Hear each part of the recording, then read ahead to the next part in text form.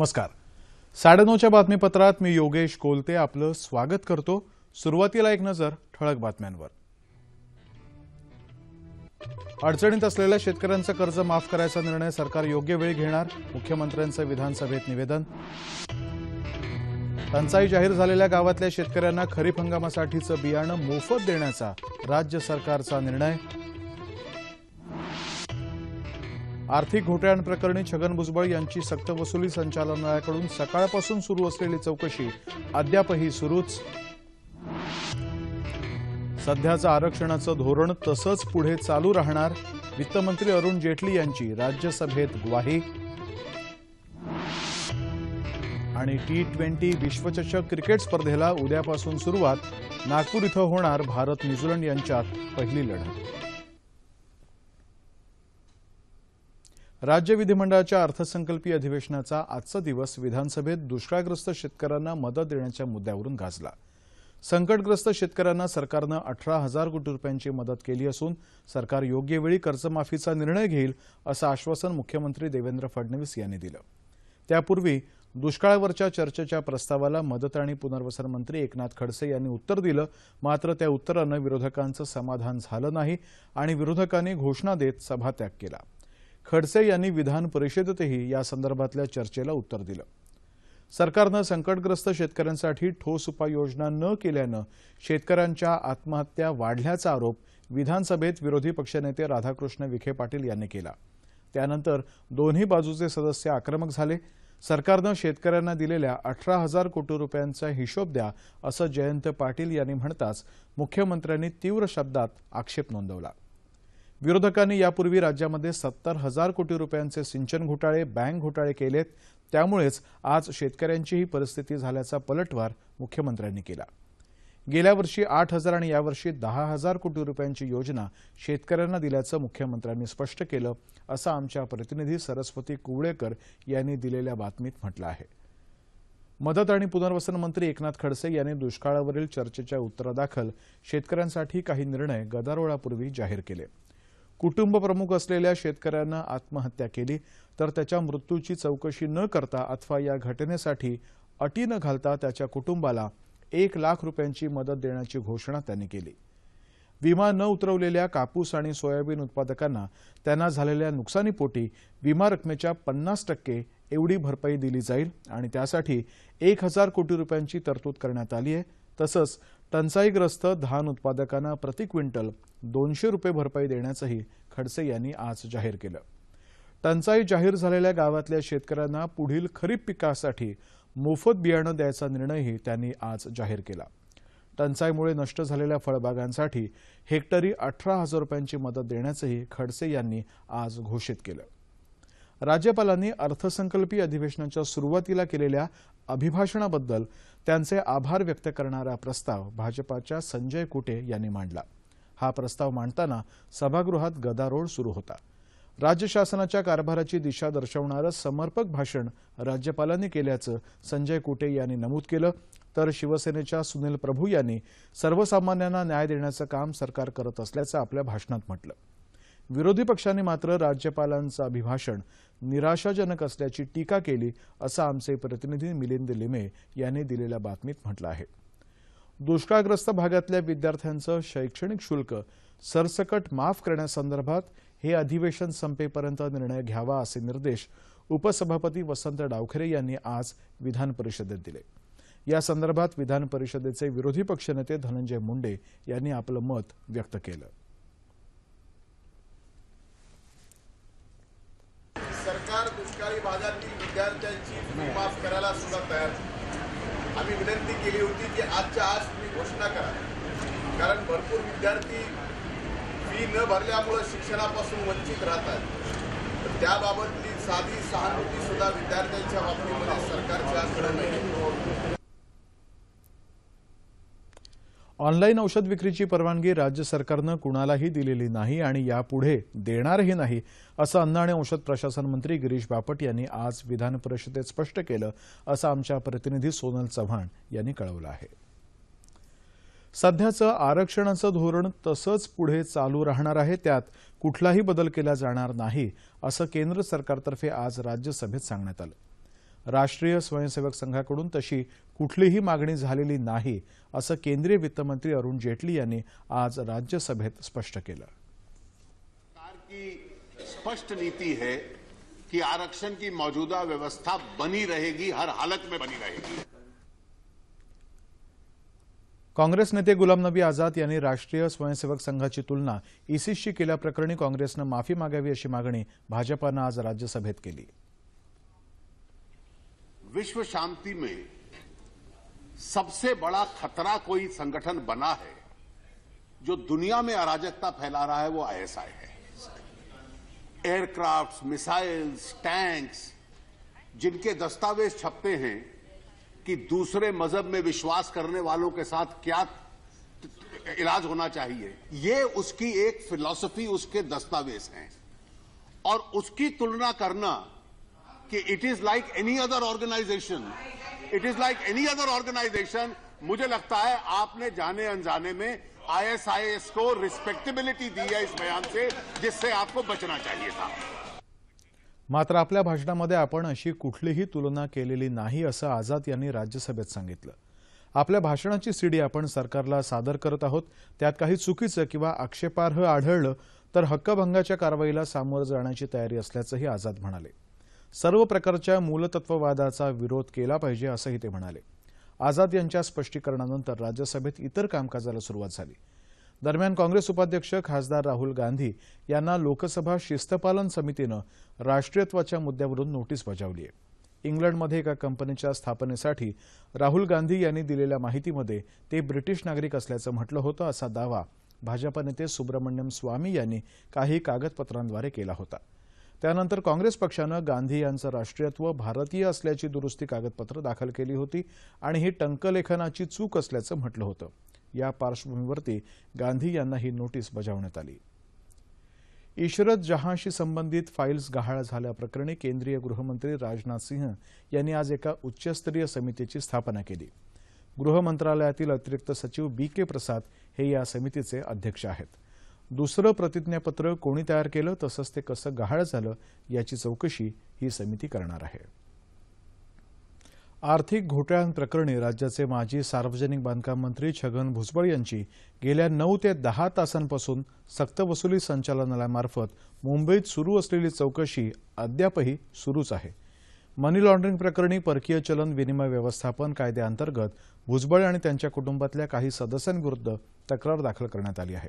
या संदर्भातली चौकशी सध्या सक्तवसुली संचालनालय करत आहे। आज सकाळी भुजबळ संचालनालयाच्या दक्षिण मुंबईतल्या कार्यालयात हजर झाले, त्यावेळी राष्ट्रवादी काँग्रेसचे कार्यकर्ते तिथं मोठ्या प्रमाणावर उपस्थित होते। दरम्यान या प्रकरणी भुजबळ यांचे पुतणे समीर भुजबळ यांना यापूर्वीच अटक करण्यात आली आहे, तर भुजबळ यांचे पुत्र पंकज भुजबळ यांची गेल्या महिन्यामध्ये चौकशी करण्यात आली होती। किंगफिशर हवाई कंपनीला दिवाळखोरीमध्ये काढून भारताबाहेर गेलेले उद्योगपती विजय मल्ल्या यांना देशामध्ये आणून त्यांच्यावर कायदेशीर कारवाई करण्यात येईल अशी माहिती संसदीय कामकाज राज्यमंत्री मुख्तार अब्बास नक्वी यांनी आज संसदेबाहेर पत्रकारांना दिली।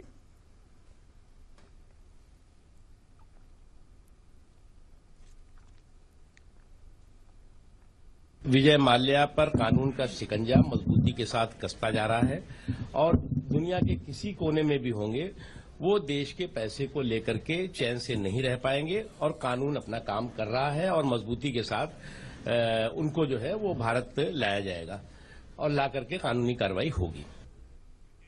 सक्तवसुली संचालनालयानं किंगफिशरच्या संबंधित अधिकाऱ्यांची चौकशी सुरू केली आहे। विजय मल्ल्यानी चौकशीसाठी शुक्रवारी हजर राहावं असा आदेशही दिलाय।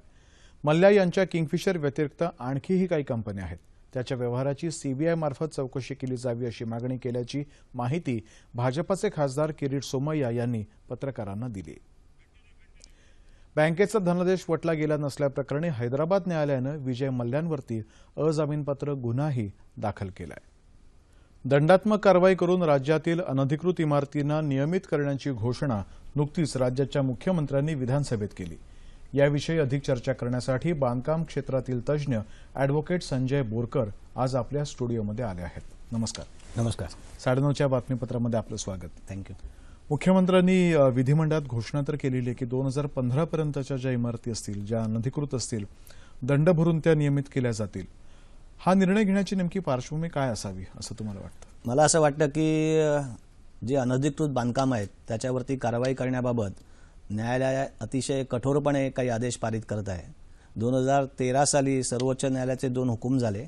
एक Nisha Ekta apartment versus Mumbai municipal corporation आणि Deepak Mukherjee versus Calcutta municipal corporation. या निकालामध्ये सर्वोच्च न्यायालयाने या अनधिकृत बांधकामाबाबत आणि त्यावरती सरकार जी कारवाई करू शकत नाही, अधिकारी जे कारवाई करत नाही, याबद्दल फार कठोर असे ताशेरे ओढलेले आहेत. आणि त्यानंतर मग मुंबई उच्च न्यायालयामध्ये देखील अनेक पब्लिक इंटरेस्ट लिटिगेशनमध्ये न्यायालयाने सरकारला धारेवर धरलेले आहे, आदेश दिलेले आहेत की तुम्ही कारवाई करा. त्यामुळे कारवाईची टांगती तलवार सतत लोकांच्या डोक्यावरती आहे. साधारणतः मला वाटतं 2 लाखाच्या वर अनधिकृत बांधकामं महाराष्ट्रामध्ये आहेत, विविध शहरांमध्ये आहेत. आणि या संदर्भात ही अनधिकृत बांधकामं अधिकृत करता येतील का या संदर्भात प्रस्ताव विविध महापालिकांकडून सरकारकडे आले. त्याबद्दल एका समितीची स्थापना करण्यात आली आणि त्या समितीने काही रेकमेंडेशन्स दिली आणि त्याच्या आधारावरती आता असं धोरण बहुतेक सरकारने राबवायचं निश्चित केलेलं आहे की ही जी अनधिकृत बांधकामं आहेत ती नियमित करावी.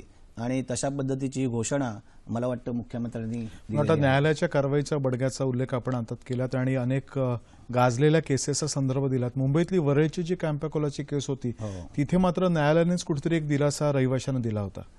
थोडासा तात्पुरता दिला होता, परंतु त्याच्यावरती कारवाई करण्याचे संकेत दिलेले आहेत. पूर्वी प्रतिभा इमारतीच्या बाबतीत देखील असेच संकेत न्यायालयाने दिलेले आहे.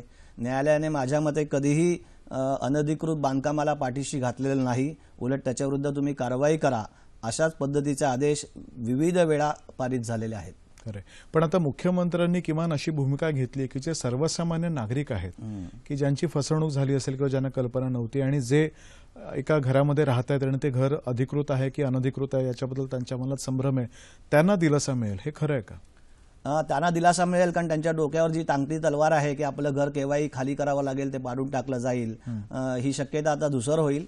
दंड भरून त्यांची घरं नियमित होऊ शकतील. त्यामुळे त्यांनी जी आयुष्यभराची पुंजी आपल्या घरामध्ये टाकलेली आहे ती वाचेल, छत्र राहील, छप्पर राहील. त्यामुळे नक्कीच त्यांना दिलासा मिळेल.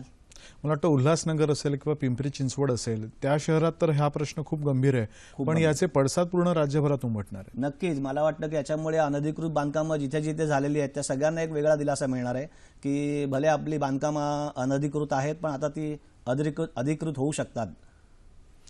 पण मुळात हा निर्णय बिल्डर धार्जिणा आहे की काय अशी पण एक टीका होताना दिसते, त्याबद्दल आपण काय सांगाल? मला असं वाटतं की त्यांनी कट ऑफ डेट दिलेली आहे. 31 डिसेंबर 2015 पर्यंत जी घरं झालेली आहेत ती अधिकृत करण्याचा मानस आहे सरकारचा. म्हणजे ज्यांनी घरं बांधली ते बिल्डर आता बांधून मोकळे झालेले आहेत. त्याच्यातून त्यांना जे पैसे मिळायचे ते पैसे मिळालेले आहेत, ते निघून गेलेले आहेत आणि अडकलेत ते राहणारे लोक. त्यामुळे दिलासा मिळणारे राहणाऱ्या लोकांना. आणि सरकारने जी घोषणा केली आहे ती जर का आपण बारकाईनं पाहिली तर त्याच्यामध्ये असं म्हटलेलं आहे की ज्या बिल्डरनी ही अनधिकृत बांधकामं केली त्यांच्यावरती फौजदारी कारवाई मात्र सरकार चालूच ठेवणार आहे. याचा अर्थ बिल्डरला या अनधिकृत बांधकामाच्या नियमित केल्यामुळे काही फायदा होणार नाहीये, तर त्यांच्यावरची फौजदारी कारवाई चालू राहील. त्यामुळे बिल्डर धार्जिणा हा निकाल आहे किंवा हे धोरण आहे असं मला वाटत नाही. दुसरी जी एक भीती व्यक्त केली जाते की फौजदारी कारवाई तो सुरू राहील. कारवाई सुरूच आहे, मल्ल्यांविरुद्ध सुद्धा आपण कायदेशीर कारवाई तर करतच आहोत, पण त्यातनं फलनिष्पत्ती व्हायला खूप वेळ लागतो. पण दुसऱ्या बाजूने म्हणजे अनधिकृत बांधकाम जरी केलं तरी हरकत नाही, फौजदारी कारवाई होत राहील, पण निदान जे आपण घर बांधलेलं आहे ते अधिकृत होईल दंड भरून आणि ते आपल्याला विकता येईल, असे संकेत नाही का जाणार? असे संकेत जातील ना, निश्चितच जातील. आणि त्यामुळे कदाचित असं होऊ शकेल की आता कट ऑफ डेट दिलेली आहे 31 डिसेंबर 2015, मग 16, 17, 18 अशी कट ऑफ डेट वाढत जाईल आणि मग एक प्रकारे लोकांना असं वाटेल की काही हे कायदे कानून काही गरजच नाहीये. म्हणजे मला असं वाटतं की इकडे आपण स्मार्ट सिटीच्या गोष्टी करतो, नियोजित बांधकामाच्या गोष्टी करतो, आपण मुंबईचं शांघाय करायच्या गोष्टी करतो, सिंगापूर करण्याच्या गोष्टी करतो आणि अशा वेळेस या अनधिकृत बांधकामामुळे शहरांना जे एक विद्रुपीकरण झालेलं आहे त्या विद्रूप शहरांना आपण अधिकृत करतोय. त्यामुळे मला असं वाटतं की मूळ धोरणाशी थोडंसं विसंगत असं हे धोरण सरकारचं होतं आहे. थोडासा घाई गडबडीने हा निर्णय घेतला गेला आहे असं मला प्रामाणिकपणे वाटतं. आणि आता केवळ फक्त विधिमंडळात घोषणा झाली आहे, प्रत्यक्ष काही त्याची कायद्याची म्हणून अधिसूचना निघाली नाही. पण अनेक प्रश्न निर्माण होतील की दंड भरायचा कोणी नेमका? हो, बरोबर आहे. कारण आता फक्त घोषणा आहे, अधिसूचना आलेली नाहीये. जेव्हा अधिसूचना येईल त्यामध्ये याबद्दलचे सगळे स्पष्ट निर्देश दिले जातील. मला असं वाटतं की हा दंड भरण्याची तरतूद जी केलेली आहे तो दंड मला वाटतं राहणाऱ्या लोकांनाच भरावा लागेल. कारण मला नाही वाटत की कोणी बिल्डर हा दंड भरून त्या लोकांना दिलासा देईल. अर्थात अधिसूचना प्रसिद्ध व्हायला काही दिवस जातील, त्यानंतर 6 महिने आहेत, त्याचं कायद्यामध्ये रूपांतर व्हायला वेळ जाईल. मधल्या काळामध्ये कदाचित हे जे काही घोषणा झालेली आहे, हा जो काही निर्णय झालेला आहे तो न्यायालयामध्ये त्याला आव्हान दिलं जाईल. त्यामुळे मूळ अंमलबजावणी व्हायला मला वाटतं खूप वेळ लागणार आहे. बोरकर साहेब, तुम्ही आता उल्लेख केला की या निर्णयाला न्यायालयात आव्हान दिलं जाईल आणि आता असं आपण बघतोच की अनेक निर्णयांना आता न्यायालयामध्ये आव्हान दिलं जातंच, कायद्यानंही आव्हान दिलं जातं. कायद्याच्या कसोटीवरती अशा प्रकारचा निर्णय टिकू शकेल का? एक या क्षेत्रातला तज्ज्ञ म्हणून आपण काय मला असं वाटतं की आतापर्यंत जे जर का आपण सर्वोच्च न्यायालयाचे किंवा उच्च न्यायालयाचे निकाल पाहिले तर या सगळ्या निकालामध्ये सरकारच्या नाकर्तेपणाबद्दल, अनधिकृत बांधकामाबद्दल सरकार जी कारवाई करत नाही याबद्दल कडक ताशेरे न्यायालयाने ओढलेले आहेत. अशा परिस्थितीमध्ये असे जे पूर्वीचे सगळे निकाल आहेत ते निरंक करणारा असा हा जो निकाल आहे किंवा असं हे जो धोरण आहे किंवा पूर्वीचे निकाल जे न्यायालयाने केलेले आहेत ते सगळे निरर्थक ठरवण्याचा हा जो सगळा प्रकार या घोषणेमागे दिसतोय तो मला असं वाटतं की न्यायालयामध्ये टिकू शकणार नाही. कदाचित न्यायालय हे घटनाबाह्य आहे असं जाहीर करण्याची दाट शक्यता आहे असं मला खरोखरच वाटतं. या निर्णयाचे एकंदरच दूरगामी परिणाम काय होतील? म्हणजे बांधकाम क्षेत्र हे तर एक क्षेत्र झालं, अनेक क्षेत्रामधून अशा प्रकारच्या मागण्या पुढे अशा प्रकारच्या बऱ्याच मागण्या येणार. कारण मग आपण बघितलं तर पूर्वी झोपडपट्ट्या नियमित करण्याचं मागच्या सरकारने धोरण अवलंबलं होतं. पहिले 90 पर्यंतच्या, नंतर 95 पर्यंतच्या, आता 2001 पर्यंतच्या झोपडपट्ट्या नियमित झालेल्या आहेत. मग त्याच्या पुनर्वसनाच्या योजना आलेल्या आहेत. आता हे इमारती अधिकृत होतील. एकीकडे क्लस्टर डेव्हलपमेंट आलेली आहे. म्हणजे महाराष्ट्र प्रादेशिक नगर रचना अधिनियम हा जो आहे त्याच्या मूळ तरतुदीला छेद देणारा अशा पद्धतीची सगळी धोरणं राबवली जात आहेत आणि त्यामुळे शहराच्या विकासासाठी अत्यंत घातक आहे. याच अनुषंगाने इतर क्षेत्रातले लोक जे आहेत ते सुद्धा अशी मागणी करतील की आमच्या चुका झाला, आम्ही दंड भरतो, आम्हाला माफ करा. मग मद्याचे जे परवाने आहेत ते लोक म्हणतील आमच्याकडे परवाने घेतले नाही, आम्ही पैसे भरतो. या अनुषंगाने कुणीही सगळे गुन्हे क्षमापित करून टाका, सगळे कायदे जे आहे ते निरर्थक करून टाका आणि आम्हाला आमच्या मनाप्रमाणे काम करू द्या, अशा पद्धतीच्या मागण्या जर का व्हायला लागल्या तर सरकार त्याच्याबद्दल काय धोरण अवलंबणार आहे याचा गंभीरपणे मला वाटतं सरकारने विचार करण्याची गरज आहे. खरं, आपण इथे आलात आणि एका अतिशय महत्त्वाच्या आणि गंभीर विषयाला एक आपण सुरुवात केलेली या चर्चेला. घोषणा जरी झालेली असली तरी पुढची जी वाटचाल आहे त्या चर्चेच्या आधारेच ती वाटचाल होत राहील अशी आपण आशा करूयात. आपण इथे आलात आणि आमच्याशी या विषयावरती हा जो संवाद साधला याबद्दल धन्यवाद. धन्यवाद. आणि आता वळूया या पुढच्या बातम्यांकडे. आकाशामध्ये चंद्र आणि रोहिणी तालिकेचा लपंडाव पाहण्याची संधी आज खगोलप्रेमींना मिळाली. सूर्यास्तानंतर साधारणतः 8:15च्या सुमाराला चंद्रबिंब रोहिणी तारकेला आच्छादून पुढे गेलं. यालाच चंद्र-रोहिणीची पिधान युती असंही म्हणतात. विशेष म्हणजे हे दृश्य साध्या डोळ्यांनीही पाहता आलं. सूर्यास्तानंतर पश्चिमेला चंद्राच्या वरच्या बाजूला तेजस्वी रोहिणी तारिका दिसली. त्यांच्यातलं अंतर कमी कमी होत गेलं. मुंबईत रात्री 8:27 रोहिणी तारका चंद्राआड गेली. त्यानंतर 8:59 ही तारका चंद्रबिंबाच्या खालच्या बाजूनं पुन्हा बाहेर पडली. नॅब अर्थात नॅशनल असोसिएशन फॉर द ब्लाइंड्सच्या माजी सचिव दिवंगत पीलू डी खंबाटा यांच्या स्मरणार्थ दिल्या जाणाऱ्या पुरस्कारांचं आज मुंबईत वितरण झालं. या पुरस्कारांचं हे 20वं वर्ष. गेल्या 5 वर्षातल्या कामगिरीवरून हे पुरस्कार देण्यात आले. युनियन बँक ऑफ इंडियानं सुमारे 175 अंधांना रोजगार पुरवल्यानं या बँकेला पुरस्कारानं गौरवण्यात आलं. सर्वोत्कृष्ट अंध कर्मचाऱ्याचा पुरस्कार अझीम मोहम्मद याने पटकावला. ते रिझर्व्ह बँकेच्या थिरुवनंतपुरम शाखेत सहाय्यक व्यवस्थापकपदी काम करतात. सर्वोत्कृष्ट स्वयंरोजगारीत व्यावसायिकाचा पुरस्कार डॉक्टर अन्सार यांना मिळाला.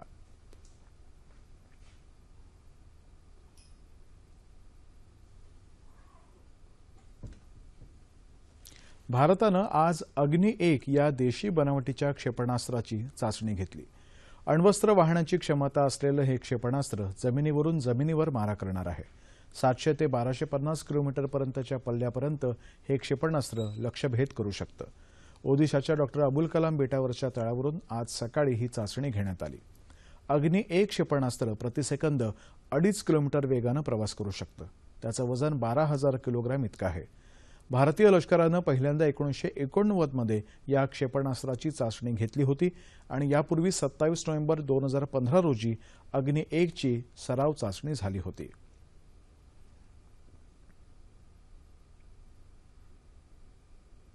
T20 विश्वचषक क्रिकेट साखळी सामन्यांना उद्यापासून सुरुवात होत आहे. सलामीचा सामना यजमान भारत आणि न्यूझीलंड यांच्यामध्ये नागपूर इथं होणार आहे. तसंच महिला T20 विश्वचषक स्पर्धेची सुरुवात उद्यापासूनच होत आहे. महिलांच्या स्पर्धेमध्ये उद्या 2 सामने खेळले जातील. भारत विरुद्ध बांगलादेश यांच्यात बंगळुरू इथं पहिला सामना खेळवण्यात येईल, तर दुसरा सामना न्यूझीलंड आणि श्रीलंका यांच्यामध्ये नवी दिल्लीत होणार आहे. हवामान. देशामध्ये अनेक ठिकाणी गेल्या 2-3 दिवसांमध्ये पाऊस झालाय. पंजाब आणि हरियाणा या भागामध्ये हवामानामध्ये अचानक बदल होऊन सोसाट्याचा वारा सुटल्यानंतर गव्हाच्या पिकाचं मोठ्या प्रमाणात नुकसान झालं. अनेक ठिकाणी किमान तापमान सरासरीपेक्षा लक्षणीयरित्या घटलं होतं. राज्यामध्ये कोकण आणि मध्य महाराष्ट्रात तुरळक ठिकाणी किमान तापमान सरासरीपेक्षा 3 ते तब्बल 5 अंशांनी कमी आढळून आलं.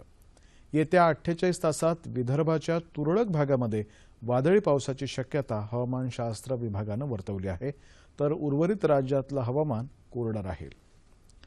आणि आता राज्यातल्या प्रमुख शहरातलं तापमान अंश सेल्सिअसमध्ये. मुंबई कमाल 30 आणि किमान 21, नागपूर 35 आणि 20, पुणे 33 आणि 13,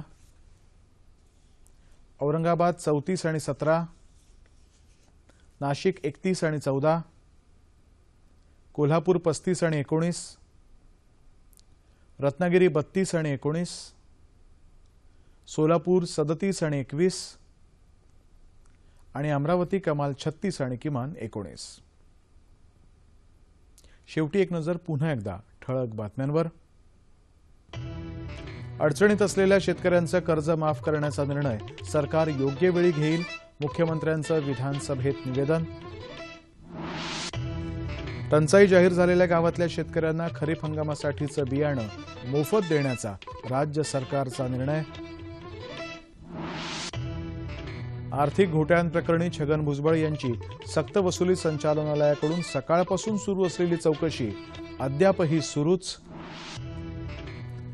सध्याचं आरक्षणाचं धोरण तसंच पुढे चालू राहणार, वित्तमंत्री अरुण जेटली यांची राज्यसभेत ग्वाही. आणि T20 विश्वचषक क्रिकेट स्पर्धेला उद्यापासून सुरुवात. नागपूर इथं होणार भारत न्यूझीलंड यांच्यात पहिली लढत.